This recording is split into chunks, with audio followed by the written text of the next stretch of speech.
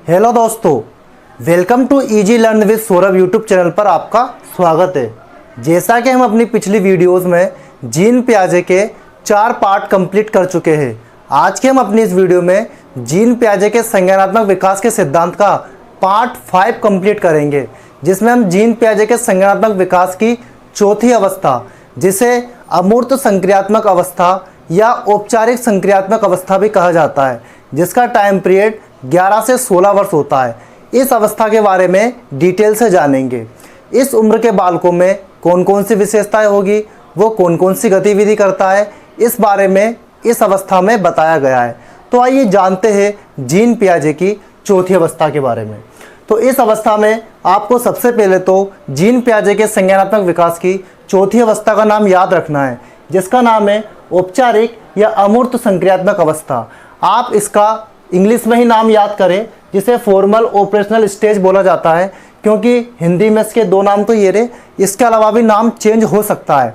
इसलिए मैं आपको रिकमेंड करूँगा इसका भी आप इंग्लिश में ही नाम याद रखें। इंग्लिश में नाम सेम ही रहता है। तो इंग्लिश में नाम क्या है इसका? Formal operational stage. अब सबसे महत्वपूर्ण बात, इस स्टेज का टाइम पीरियड कितना होता है, आपको बस ये याद रखना है फिलहाल अभी तो, कि इस स्टेज का टाइम पीरियड होता है 11 से लेकर 16 वर्ष तक। कुछ कुछ किताबों में ये 17 वर्ष तक भी है, कुछ कुछ किताबों में ये 18 वर्ष तक ही है। लेकिन आपको डरने की ज़रूरत नहीं है। ऑप्शन में हमेशा या तो 11 से 16 मिलेगा, या 11 से 17 मिलेगा, या 11 से 18 मिलेगा। तीनों ऑप्शन कभी भी एक साथ नहीं मिलते, कभी भी नहीं मिलेंगे। तो आपको याद रखना है औपचारिक अमूर्त संक्रियात्मक अवस्था, जिसे फॉर्मल ऑपरेशनल स्टेज बोला जाता है, इसका टाइम पीरियड होता है 11 से 16 वर्ष। अर्थात 11 वर्ष का बालक हो, चाहे 12 का, 13 का, 14 का, 15 का, 16 का, वो किस अवस्था में आ जाएगा? फॉर्मल ऑपरेशनल स्टेज में। आई होप यहाँ तक तो आपको ये चीज़ समझ में आई होगी। अब इस अवस्था में पाई जाने वाली विभिन्न प्रकार की जो विशेषता है, अपन इस पर चर्चा कर लेते हैं, और इसी के साथ आज जीन पियाजे का संज्ञानात्मक विकास का सिद्धांत पूरा समाप्त हो जाएगा। देख लीजिए, यहाँ पर लिखा हुआ है इसकी अगली विशेषता, अमूर्त वस्तु आधारित तार्किक चिंतन।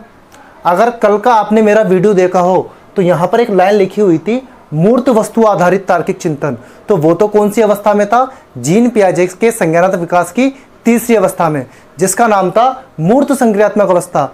लेकिन इस अवस्था का नाम ही है अमूर्त संक्रियात्मक अवस्था। तो इसमें बालक कौन सा चिंतन करेगा? अमूर्त चिंतन करेगा।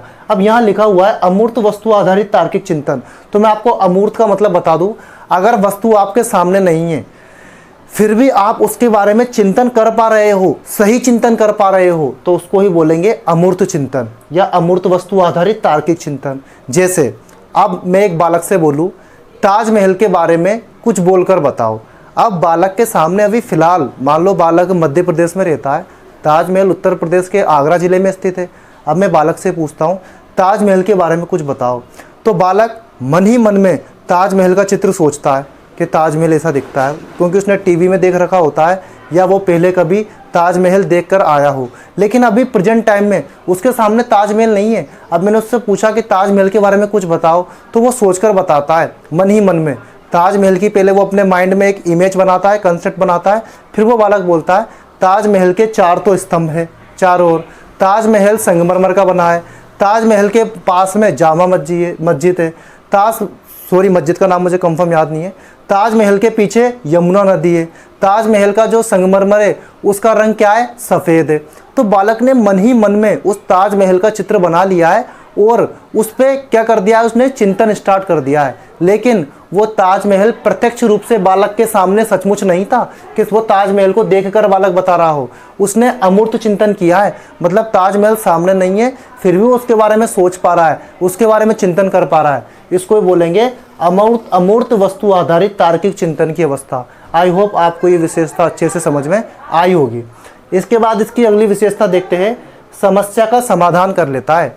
इस अवस्था में बालक समस्या का समाधान कर लेता है। कौन सी समस्या है? जटिल समस्या का समाधान कर लेता है, क्योंकि एक तरीके से ये किशोरावस्था ही है। किशोरावस्था 12 से 18 होती है, लगभग उसके ही आसपास का टाइम पीरियड है, और जटिल समस्या का समाधान बालक किशोरावस्था में करता है, और जीन पियाजे की चौथी अवस्था में आता है, जिसका टाइम पीरियड कितना है? 11 से 16। अब समस्या का समाधान करता है मतलब अर्थात अनेक समस्याओं से जूझने की क्षमता का उसमें विकास होता है। अब आप इसको इस एग्जाम्पल से समझ सकते हैं कि देखिए, आपके घर में आपकी छोटी बहन की शादी है या आपकी बड़ी बहन की शादी है और कोई बालक है जो 11 से 16 वर्ष का है। अब घर के लोग उसको जिम्मेदारी देते हैं, वो किशोरावस्था में 11 से 16 वर्ष का बालक, अब घर के लोग उसे जिम्मेदारी देते हैं कि भाई सारे रिश्तेदारों को कार्ड तुझे बांटना है। तो वो बालक है ना, उसके लिए तो समस्या है ना कि इतने सारे कार्ड मुझे बांटने, वो इस समस्या को ले लेता है कि ठीक है मैं बांट दूंगा। फिर उसको दूसरी समस्या दी जाती है, भाई मोहल्ले के जितने भी अपने आस पड़ोसी है सबको बुलावे में तुझे बुला के लेके आना है, हर अतिथि का स्वागत तुझे करना है, उनको भोजन वगैरह उनका सम्मान तुझे करना है। अब बालक को इतनी सारी समस्याएं दी जा रही है, लेकिन उसमें इन समस्याओं का समाधान करने की क्षमता है। मतलब वो सारे कार्ड बांट देगा, वो जिम्मेदारी लेगा, उस समस्या से सामना करेगा, उन जिम्मेदारियों को निभाएगा, वो कार्ड भी बांटेगा, वो अतिथियों का सम्मान भी करेगा, वो सबको बुलावा भी देगा। इसका मतलब ये है कि बालक को इस अवस्था में बहुत सारी जटिल समस्याओं दे दो तो वो उनका क्या कर देता है, समाधान कर लेता है। उसके अंदर इन समस्याओं का समाधान करने की क्या आ जाती है, क्षमता आ जाती है। आई होप आपको ये वाली विशेषता भी बहुत अच्छी तरीके से समझ में आई होगी। इसके बाद हम अपनी अगली विशेषता देखते हैं। इसमें लिखा है अमूर्त तार्किक चिंतन की अवस्था। अमूर्त तार्किक चिंतन की अवस्था मतलब देखिए, अभी थोड़ी देर पहले मैंने बताया था, अर्थात वस्तु के सामने ना होने पर भी तार्किक चिंतन, वस्तु के सामने ना होने पर भी तार्किक चिंतन। अभी थोड़ी देर पहले बताया था ना मैंने, ताजमहल सामने नहीं है, वो तो मन ही मन में सोच रहा है और मन ही मन में ताजमहल का कंसेप्ट बना लिया, उस आधार पर उसने चिंतन कर लिया। तो वस्तु सामने ना होने पर भी अगर आप चिंतन कर पा रहे हो, इसको ही बोलेंगे अमूर्त चिंतन। अगर वस्तु के सामने होने पर वो चिंतन करे, अगर वो बालक ताजमहल को देख, सामने उसके ताजमहल है, अगर बालक प्रत्यक्ष रूप से ताजमहल के सामने खड़ा है और वो ये बोल रहा है ताजमहल सफ़ेद है, ताजमहल के बगल में मस्जिद है, ताजमहल के पीछे तो यमुना नदी भी है, तो वो अमूर्त चिंतन नहीं है, ये तो मूर्त चिंतन है, क्योंकि वो बालक उसको देख रहा है। लेकिन अब बालक आगरा सिटी में नहीं है, ताजमहल के पास नहीं है, वो अपने घर आ चुका है। अब आप उससे पूछिए, बताओ भाई ताजमहल कैसा था, ताजमहल के बारे में कुछ बताओ। अब बालक ताजमहल के बारे में सोचकर बता रहा है, मन ही मन में जो उसका कंसेप्ट बना हुआ है ताजमहल का, उसके बारे में सोचकर बता रहा है, क्योंकि अब ताजमहल उसके सामने प्रत्यक्ष रूप से सामने नहीं है। तो यही चिंतन क्या होता है, अमूर्त चिंतन, अर्थात वस्तु के सामने ना होने पर भी तार्किक चिंतन कर पाता है, इसको ही बोलते हैं अमूर्त चिंतन। आई होप ये वाली विशेषता भी आपको बहुत अच्छी तरीके से समझ में आई होगी। इसके बाद हम अगली विशेषता देखते हैं, नेतृत्व की क्षमता का विकास। नेतृत्व की क्षमता का विकास का मतलब ये होता है, आप इसकी इंग्लिश लिख लीजिए, लीडरशिप की क्वालिटी होती है बालक में। बालक में इस उम्र में लीडरशिप की क्वालिटी आ जाती है। कहने का मतलब ये, 10-15 बच्चों का एक समूह बना लीजिए, अगर उसमें से एक बालक इस उम्र का होगा ना, तो उसमें नेतृत्व की क्षमता का विकास होगा। इस अवस्था में जाकर बालक को मॉनिटर वगैरह बनाओगे, क्लास का जब वो अधिनायक बनेगा, मॉनिटर बनेगा, तो वो अच्छा संचालन कर लेगा, कक्षा का समूह का संचालन अच्छे से कर लेता है, तो उसमें लीडरशिप की क्वालिटी आ जाती है। उसी को ही तो बोला जाता है लीडर, जो नेता रहता है ग्रुप का, वो लीडरशिप की क्वालिटी होती है, उसको ही तो बनाया जाता है। तो नेतृत्व की क्षमता का विकास किस अवस्था में होता है, औपचारिक या अमूर्त संक्रियात्मक अवस्था में। आई होप आपको ये वाली प्रॉपर्टी भी अच्छे से समझ में आई होगी। ज़्यादा विशेषता नहीं है इसमें, बहुत छोटी सी अवस्था है, जल्दी वीडियो समाप्त हो जाएगा। बस ये लास्ट की विशेषता है, इसके बाद जीन पियाजे का संज्ञानात्मक विकास का सिद्धांत खत्म।